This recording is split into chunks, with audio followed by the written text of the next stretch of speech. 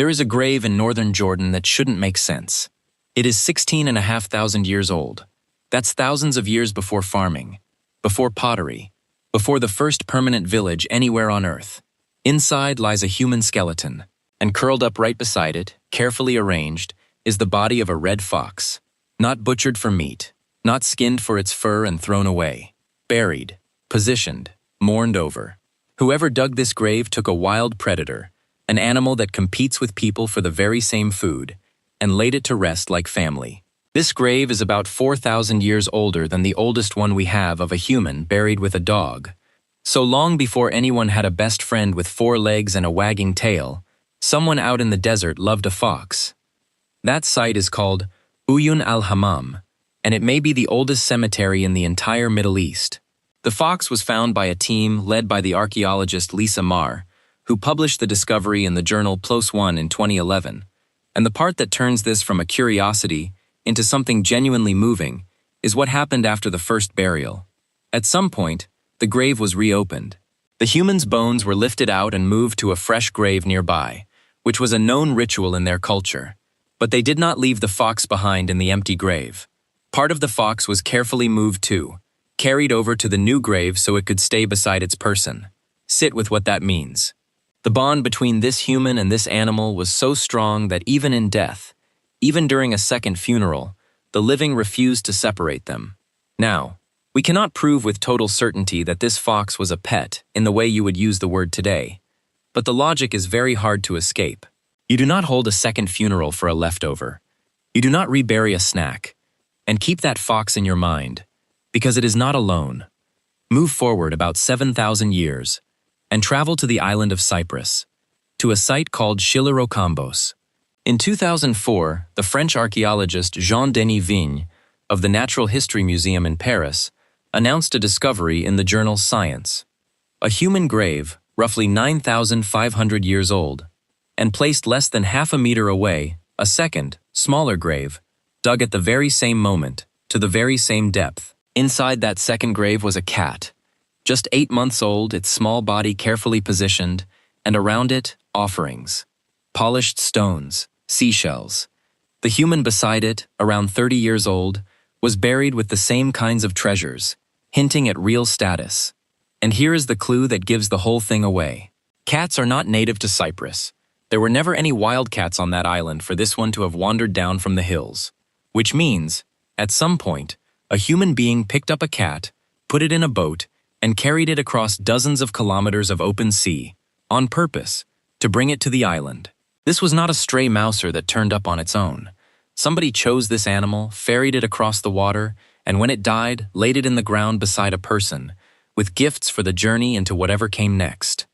That grave predates the famous sacred cats of ancient Egypt by more than 4,000 years.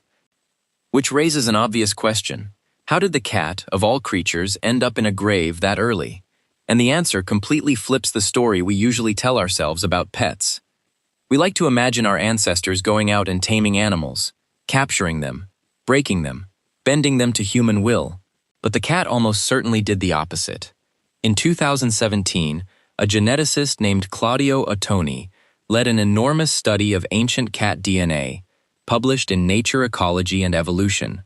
And the picture it painted goes like this. When people in the Near East first began farming and storing grain, around 10,000 years ago, the grain drew mice. The mice drew wildcats, specifically the African wildcat, Felis sylvestris libica. The boldest, calmest cats crept closer and closer to human settlements to hunt the easy prey, and the humans, quite sensibly, let them stay. In other words, nobody went out and captured the first cat. It walked in on its own 4 feet, decided we were useful, and simply moved in. Much later, a second wave of cats, this time out of Egypt, would ride trade and shipping routes across the whole Old World, turning up everywhere, from Viking ports on the Baltic to trading towns in Iran. But here is the crucial thing. A cat quietly killing the mice in your granary is just pest control. A cat placed in a grave with polished seashells is something else entirely. Somewhere between the mousetrap and the funeral, this relationship crossed a line and became affection. That is not pest control. That is grief. Now watch what happens when that affection collides with power and wealth. Because pets, it turns out, do not stay humble for long. Around 5,500 years ago, in the Egyptian city of Hierakonpolis, the local elite were building something unprecedented, and honestly, a little disturbing. In an elite cemetery there, known as HK6, archaeologists including the Zooarchaeologist Wim van Neer and the expedition's director Renée Friedman have uncovered the graves of more than 100 animals, buried whole, arranged around the tombs of the most powerful rulers. And this was no barnyard. The list includes wildcats, yes, but also 2 elephants, 3 hippopotamuses, 11 baboons, animals that had to be captured alive in the wild, and several of which, like the elephants and baboons, had to be hauled in from far beyond Egypt's borders. This was a private zoo, a living menagerie of rare and dangerous animals, kept as breathing proof of one ruler's reach across the known world. But here is the darker turn in the story. When Van Neer's team examined the bones closely, they found injuries. Baboons with dozens of broken hand and foot bones. A young hippo with a leg fractured, it seems, while it thrashed against a tether, trying to break free. These particular animals were not cherished companions. They were trophies, captured, chained, displayed, and finally buried to follow their owner into eternity. The very same impulse that buries a fox with tenderness can also cage an elephant for status. Pets, it turns out, were never only about love. From very early on, they were also about power. And that hunger to own the exotic was not some quirk of the old world alone. Cross the entire planet, to the high desert of New Mexico, to the great stone greathouses of Chaco Canyon. Around 1,100 years ago, the people of a settlement called Pueblo Bonito were keeping birds that had absolutely no business being there. Scarlet macaws, brilliant crimson and blue parrots, whose natural home is the tropical rainforest of southern Mexico, more than 1,000 miles away. In 2015, a team led by the archaeologist Adam Watson radiocarbon-dated the macaw remains from Pueblo Bonito and published the results in the journal PLAS. And the birds were arriving startlingly early, as far back as 900 to 975 AD. Nearly all of them were young, chicks, fledglings, and adolescents, hauled hundreds of miles north across deserts and mountain ranges to live out their lives in cold stone rooms, far from any jungle they would ever see. These macaws were treasures, markers of status and cosmic power, so precious that an entire supply chain was stretched across a continent for the single purpose of getting them. Picture it, a tropical parrot, carried by hand 1,000 miles, to sit in a room in the middle of a desert. If that is not an exotic pet, then nothing on earth is. So here is where we finally have to confront the assumption sitting underneath this entire story. We tend to think of pet keeping as a modern indulgence, something for wealthy, sentimental, comfortable people, with spare money and time to burn.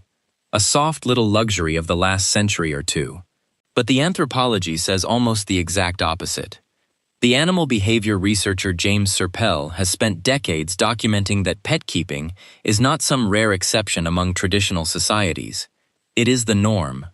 All over the world, hunter-gatherers and small-scale farmers routinely capture wild animals and raise them as pets.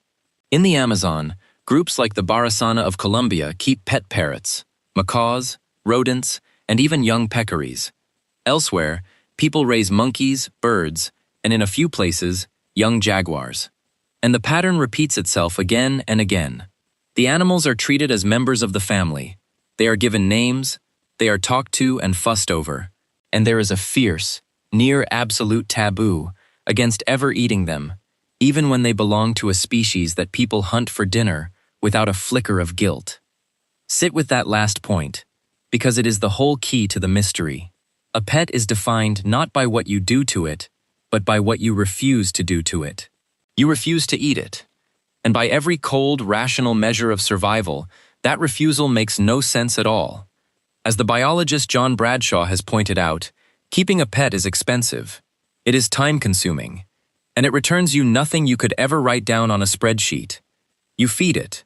You clean up after it. You protect it. You grieve when it dies. And it will never be food, never be profit, never be a tool that earns its keep. By the brutal arithmetic of calories and survival, a pet is a mistake, which is exactly, Precisely what makes it so deeply human. Some scientists tie it to what the biologist E.O. Wilson called biophilia, a deep evolved pull toward other living things, wired so far down into us that we simply cannot switch it off. So flip the whole thing over one last time. Keeping an animal you will never eat is not a sign of wealth. It is not weakness, and it is not modern softness. It is one of the oldest, strangest, most stubbornly human things our species has ever done. It is the moment a person looks across the enormous gap between species, at a fox, a cat, a macaw, and instead of seeing meat, or a threat, or a tool, sees someone. That is not ownership. That is kinship. And we have been doing it for at least 16,000 years. So let's walk the timeline back, one final time. 16,500 years ago, a fox is buried with a grieving human in Jordan, and then reburied with them when the grave is moved. 9,500 years ago, a cat is carried across the sea to Cyprus and laid to rest with seashells. 10,000 years ago, the wild cat begins slipping into our grain stores and, in time, into our hearts. 5,500 years ago, Egyptian rulers cage elephants and baboons to advertise their power. And 1,100 years ago, scarlet macaws are marched 1,000 miles into the New Mexico desert. Different animals, different continents, thousands of years apart. The same impossible, irrational, quietly beautiful gesture, over and over and over.